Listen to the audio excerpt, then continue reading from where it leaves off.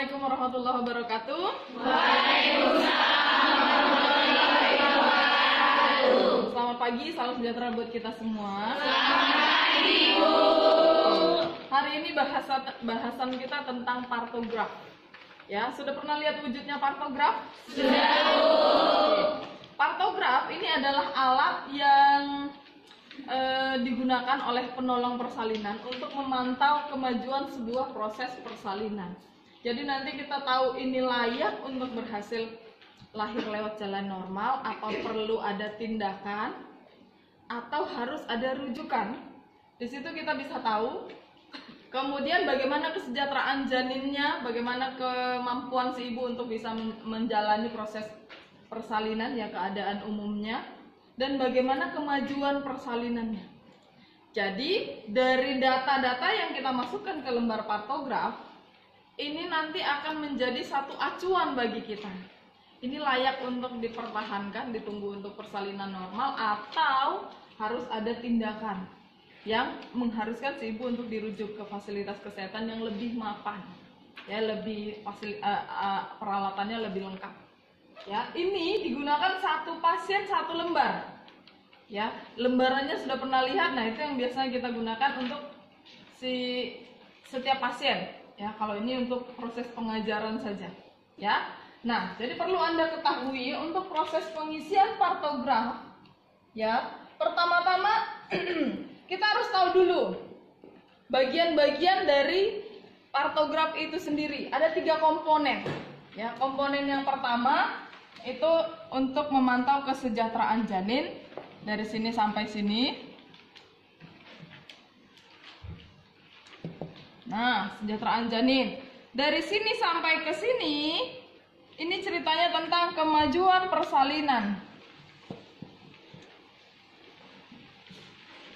Oke, dari sini sampai ke sini ini cerita tentang kesejahteraan ibu. Ya. Tulisannya agak pura-pura tulisan dokter, pura-pura gitu ya. Boleh mau ketawa boleh, jangan malu-malu. Udah tahu ya bagian-bagiannya ya.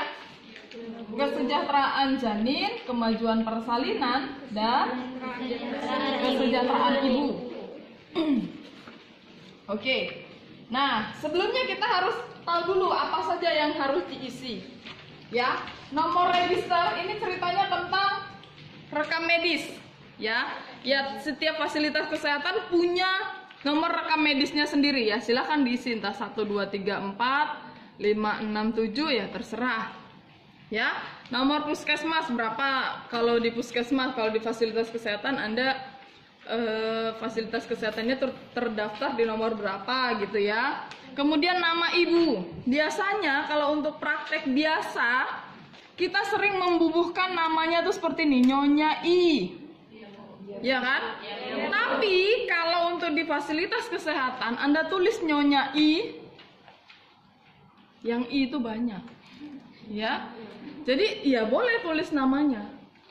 Ya, sesuai dengan rekam medisnya. Kemudian tanggal mulai dilakukan maaf ya. Tanggal mulai dilakukan pelayanan atau tanggal berapa dia datang pertama kali. Silakan tulis tanggalnya berapa. Umurnya berapa? Gravidanya. Gravida itu kehamilan keberapa? Para atau partusnya sudah berapa kali? Ya kan?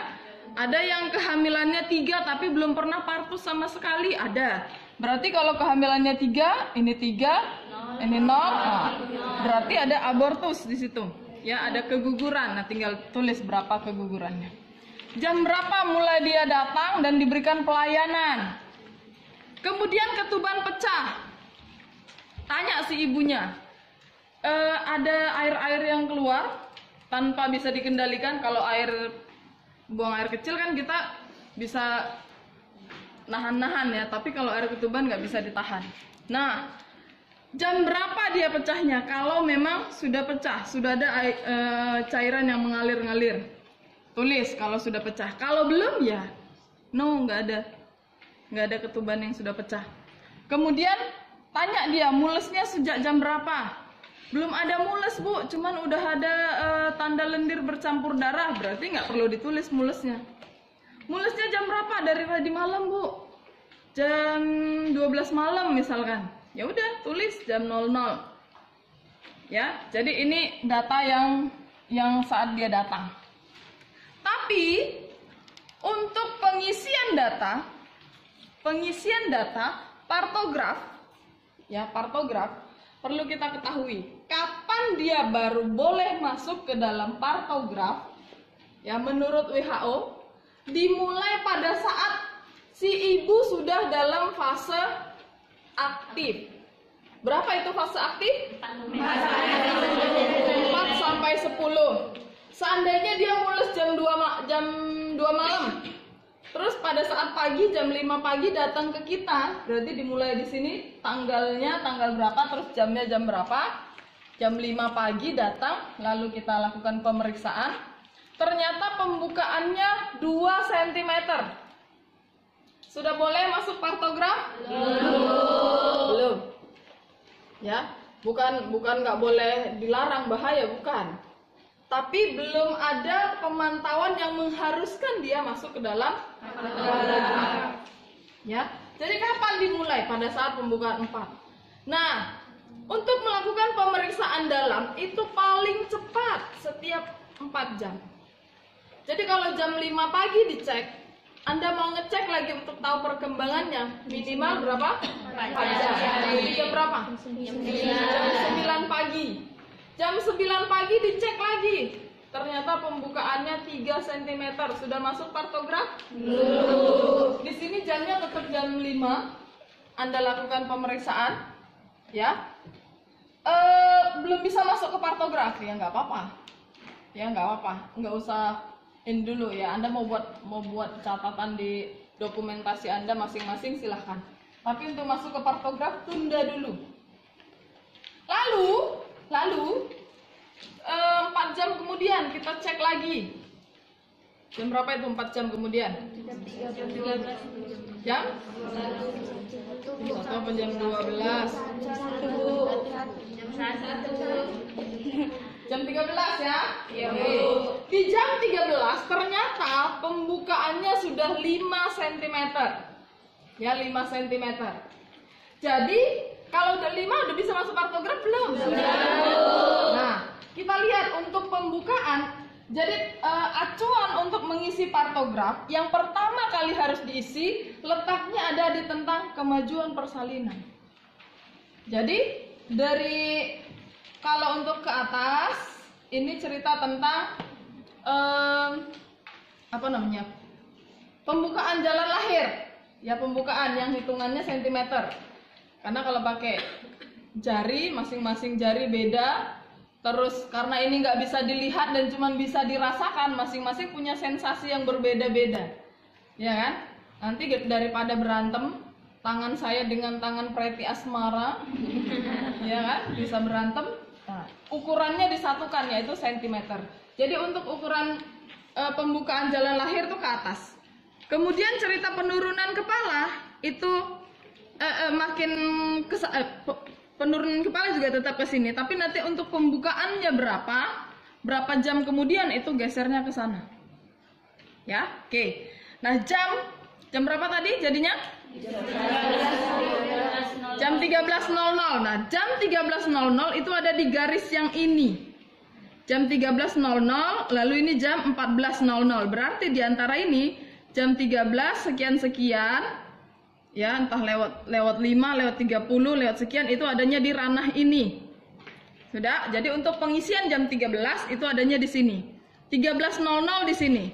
Kemudian, kenapa ditaruh di sini? Karena ini pembukaannya 5 cm. 5 cm.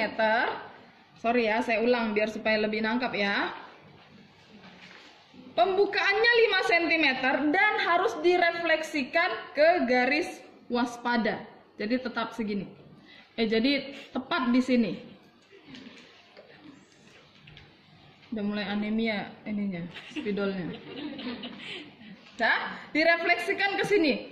Jadi kalau misalkan dia pada saat jam 13 pembukaannya 7 cm, 7 di mana? Lalu direfleksikan ke garis waspada, berarti di sini, tidak di sini. Sudah? Naruhnya di sini, direfleksikan ke garis waspada. Lalu jamnya ditulis di, nah, di sini. Paham?